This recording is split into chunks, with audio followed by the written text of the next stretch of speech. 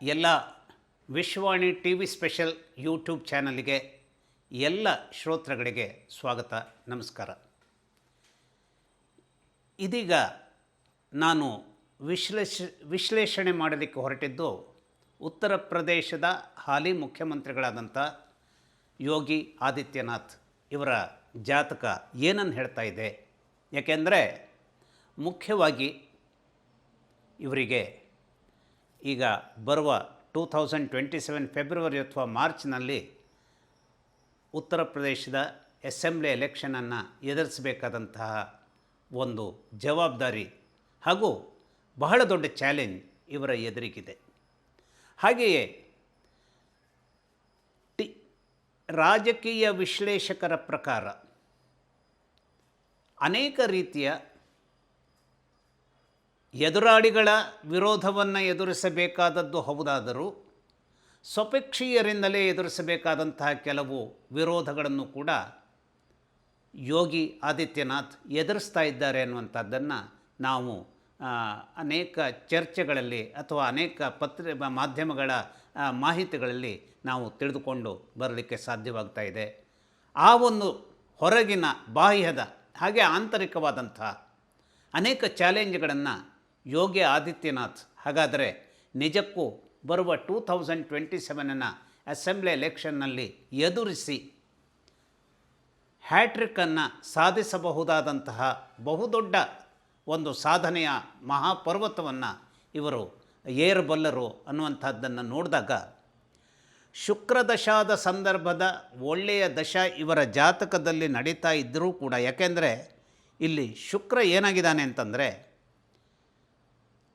ವೈರ್ಯ ಸ್ಥಾನದಲ್ಲಿ ಇದ್ದರೂ, ಶುಕ್ರ ಕೇತುವಿನ ಜೊತೆಗೆ ಕುಳಿತಿದ್ದರೂ, ಈ ಶುಕ್ರನ ಮೂಲಕವಾದಂಥ ಒಂದು ಶಕ್ತಿ ಇವರ ಜಾತಕದಲ್ಲಿ ಚಂದ್ರನ ಮೂಲಕವಾಗಿ ಒಂದು ಗಟ್ಟಿಯಾದಂತಹ ಪ್ರಪೋರ್ಷನ್ನಲ್ಲಿ ತನ್ನದೇ ಆದಂತಹ ವಿಸ್ತಾರವನ್ನು ಪಡ್ಕೊಂಡಿರೋದ್ರಿಂದ ನಾವಿದನ್ನು ಏನು ಹೇಳ್ತೀವಿ, ಭಾರತೀಯ ಜ್ಯೋತಿಷ್ಯ ವಿಜ್ಞಾನದ ಪರಂಪರೆಯಲ್ಲಿ ಯಾವುದೋ ಒಂದು ದಿವ್ಯ ಅಂದರೆ ಏನಿಲ್ಲಿ ನಾವಿದನ್ನು ದೈವಿಕ ಶಕ್ತಿ, ದೇವಿಯ ಶಕ್ತಿ, ಪರ್ಟಿಕ್ಯುಲರ್ಲಿ ದೇವಿ ಅಂತ ಮಹಾಲಕ್ಷ್ಮಿ ಇರಬಹುದು, ಪಾರ್ವತಿ ಇರಬಹುದು, ಸರಸ್ವತಿ ಇರಬಹುದು.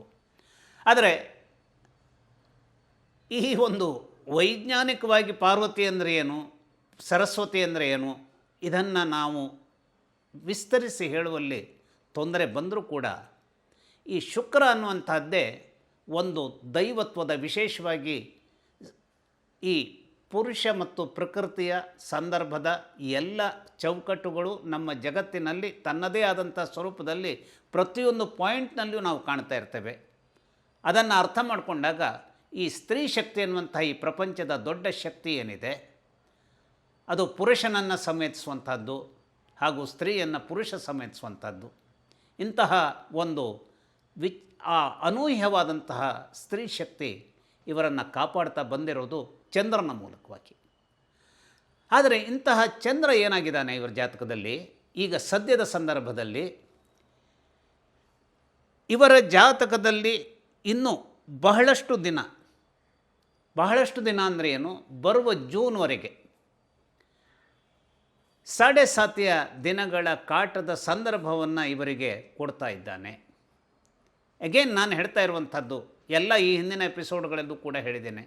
7.5 ದಿನಗಳು ಅಂದರೆ ಏನು, ಶನೈಶ್ಚರ ಮತ್ತು ಚಂದ್ರರ ನಡುವೆ ಬರುವಂತಹ ಒಂದು ಸಂಘರ್ಷ ಏನಿದೆ ಅದು 7.5 ಅಥವಾ ಪಂಚಮ ಶನಿಕಾಟ ಅಥವಾ ಅಷ್ಟಮ ಶನಿಕಾಟ ಅಂತ. ಅದಕ್ಕೆ ಬೇರೆ ಬೇರೆಯಾದ ವ್ಯಾಖ್ಯೆ ಅಥವಾ ಇದು ಯಾವಾಗ ಆಗುತ್ತೆ ಅನ್ನೋದ್ರ ಬಗ್ಗೆ ಅದರದ್ದೇ ಆದಂಥ ಒಂದು ನಿಯಮಗಳು ಉಂಟು.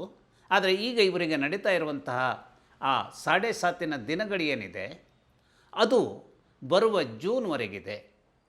ಆದರೆ ತನ್ನದಾದಂಥ ಉಗ್ರತೆಯನ್ನು 7.5 ಹೊಂದಿರುವಾಗಲೇ ಮುಂದಿನ ಎಲೆಕ್ಷನನ್ನು ಕೂಡ ಇವರು ಎದುರಿಸಬೇಕಾಗುತ್ತೆ.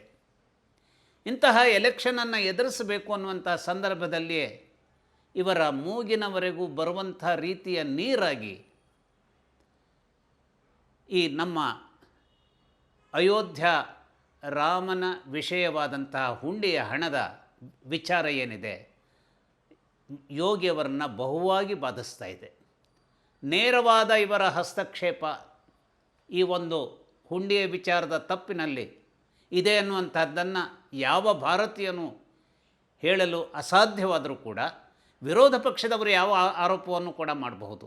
ಆದರೆ ಬಹುತೇಕ ಭಾರತೀಯರು ಯೋಗಿ ಇಂತಹದ್ದೊಂದು ಈ ಸ್ಕ್ಯಾಂಡಲ್ನಲ್ಲಿ ಇದ್ದಾರೆ ಅನ್ನುವಂಥದ್ದನ್ನು ಖಂಡಿತವಾಗಿ ಅಭಿಪ್ರಾಯಕ್ಕೆ ಬರೋದಿಲ್ಲ. ಆದರೆ ಯೋಗಿಯಂತಹ ಅತ್ಯಂತ ಸಮರ್ಥ ಮುಖ್ಯಮಂತ್ರಿ ಇಂತಹದ್ದನ್ನು ಯಾಕೆ ಊಹಿಸಲಿಕ್ಕೆ ಅಸಮರ್ಥರಾದರು ಅನ್ನುವಂಥದ್ದನ್ನು ಸ್ವಲ್ಪವಾದರೂ ಯೋಚಿಸುವಂತಹ ಸಂದರ್ಭ ಇವರಿಗೆ ಯಾವಾಗ ಬಂತು?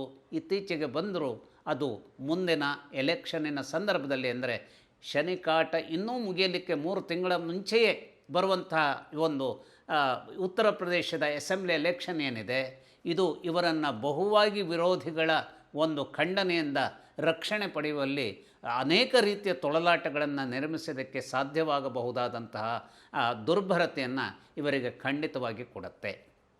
ಆದರೆ ಅದಕ್ಕೂ ಮುಂಚೆ ಆಗಲೇ ನಾನು ಹೇಳಿದ ಹಾಗೆ ಒಳ ಒತ್ತಡಗಳು, ಹೊರ ಒತ್ತಡಗಳನ್ನು ಎಲ್ಲೋ ಯೋಗಿ ನಿಭಾಯಿಸಬಹುದು ಅನ್ನುವಂಥದ್ದನ್ನು ನಾವು ತಿಳಿಯಬಹುದಾದರೂ ಒಳ ಒತ್ತಡಗಳು ಎಲ್ಲಿಂದ ಬರಬಹುದು?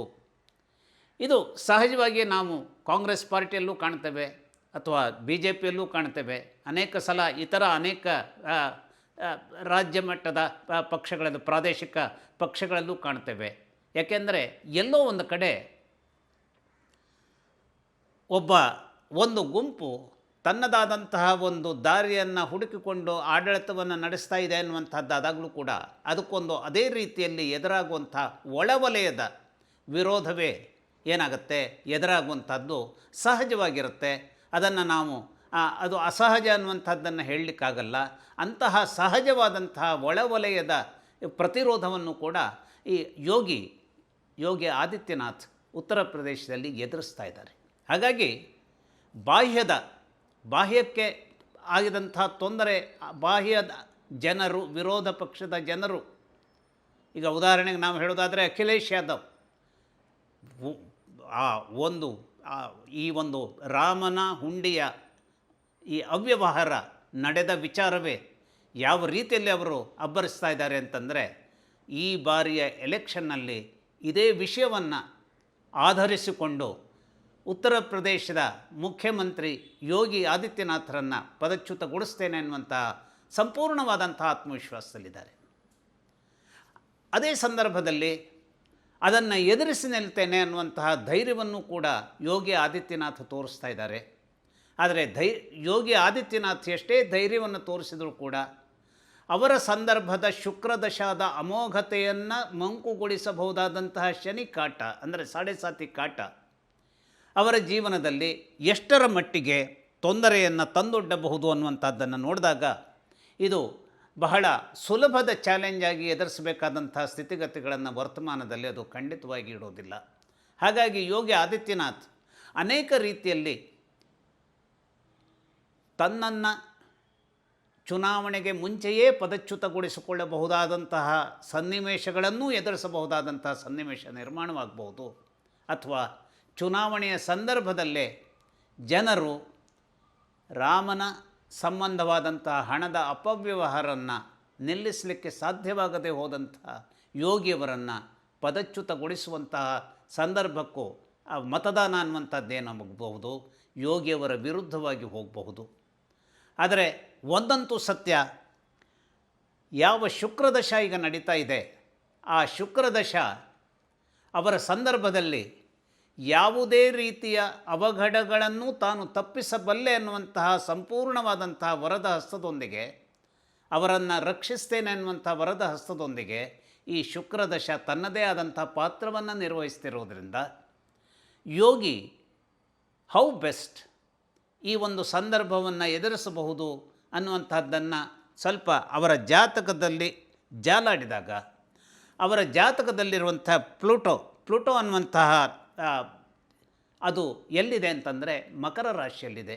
ಈ ಪ್ಲೂಟೋ ಈ ಗ್ರಹ ಇತ್ತೀಚೆಗೆ ಬಹಳಷ್ಟು ರೀತಿಯ ತನ್ನದೇ ಆದಂಥ ಪ್ರಭಾವವನ್ನು ಮನುಷ್ಯನ ಮೇಲೆ ಹೇಗೆ ಅದು ಕೊಡಬಲ್ಲದು ಅನ್ನುವಂಥದ್ದ ವಿಚಾರದಲ್ಲಿ ಅನೇಕ ರೀತಿಯ ಸಂಶೋಧನೆಗಳಾಗಿದೆ.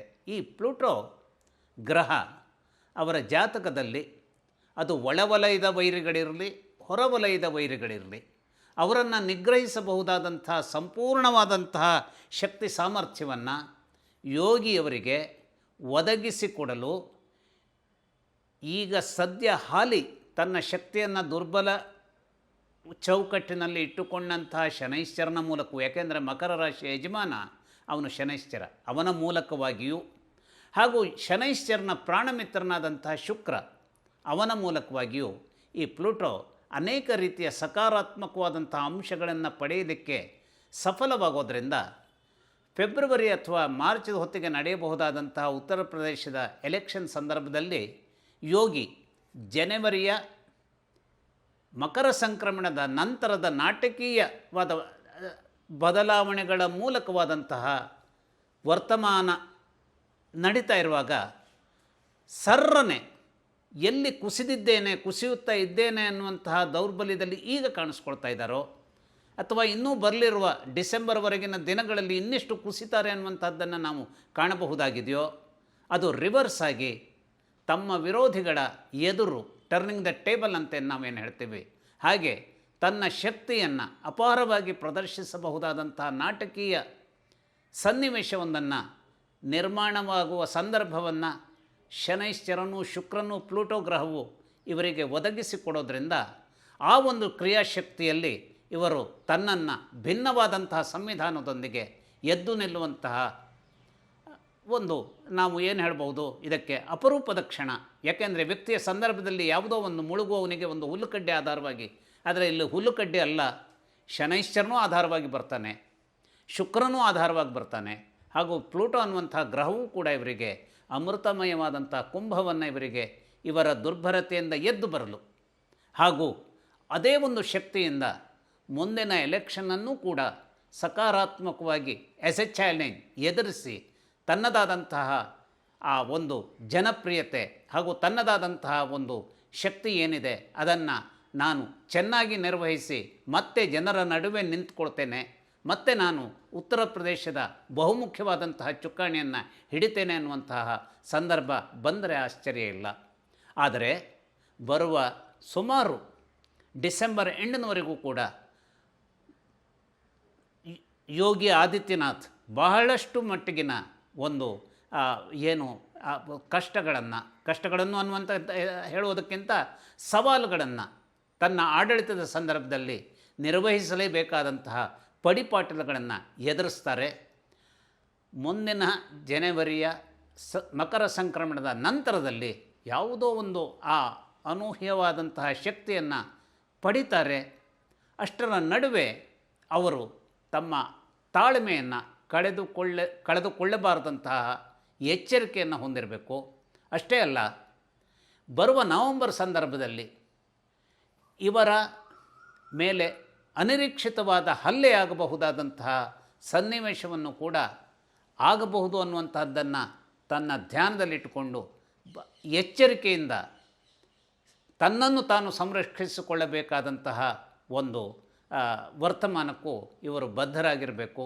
ಹಾಗಾಗಿ ಯೋಗಿ ಈ ಎಲ್ಲದರ ನಡುವೆ ಮುಂದಿನ ದಿನಗಳನ್ನು ಹೇಗೆ ನಿರ್ವಹಿಸ್ತಾರೆ ಅನ್ನುವಂಥದ್ದು ನಮಗೂ ಕೂಡ ಕುತೂಹಲಕರವಾಗಿದೆ.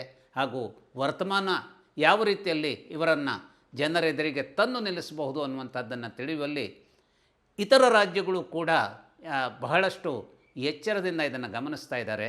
ಮತ್ತು ಈ ಒಂದು ಉತ್ತರ ಪ್ರದೇಶದ ಮುಂದಿನ ಅಸೆಂಬ್ಲಿ ಎಲೆಕ್ಷನ್ ಅನ್ನುವಂಥದ್ದೇನಿದೆ ಅದು BJPಗೆ ಮತ್ತೆ ತನ್ನದಾದಂತಹ ಯಾವುದೋ ಒಂದನ್ನು, ಯಾಕೆಂದರೆ ಮತ್ತೆ 29ರಲ್ಲಿ ಬರಬಹುದಾದಂತಹ ಎಲೆಕ್ಷನಿಗೆ ಮುನ್ನುಡಿಯಾಗಿ ಪಡೆಯಬಹುದಾದಂತಹ ಶಕ್ತಿಯ ಕುಂಭವಾಗಿ ನಿಲ್ತದೋ ಅನ್ನುವಂಥ ಕೌತುಕವನ್ನು ಅವಲೋಕಿಸಬಹುದಾದಂಥ ಅನೇಕ ರೀತಿಯ ಸಂದರ್ಭಗಳನ್ನು ಇವೆಲ್ಲ ಸೃಷ್ಟಿ ಮಾಡ್ತಾ ಇರೋದರಿಂದ ಯೋಗಿ ಆದಿತ್ಯನಾಥ್ ಇದನ್ನು ಹೇಗೆ ನಿಭಾಯಿಸ್ತಾರೆ ಅನ್ನುವಂಥದ್ದು ಬಹಳ ಕುತೂಹಲಕಾರಿಯಾಗಿದೆ. ಹಾಗೂ ನಿರ್ವಹಿಸುವಲ್ಲಿ ಶುಕ್ರನ ಮತ್ತು ಶನೈಶ್ಚರನ ಪ್ಲೂಟೋ ಗ್ರಹದ ಎಲ್ಲ ಬೆಂಬಲಗಳು ಸಿಗುತ್ತೆ.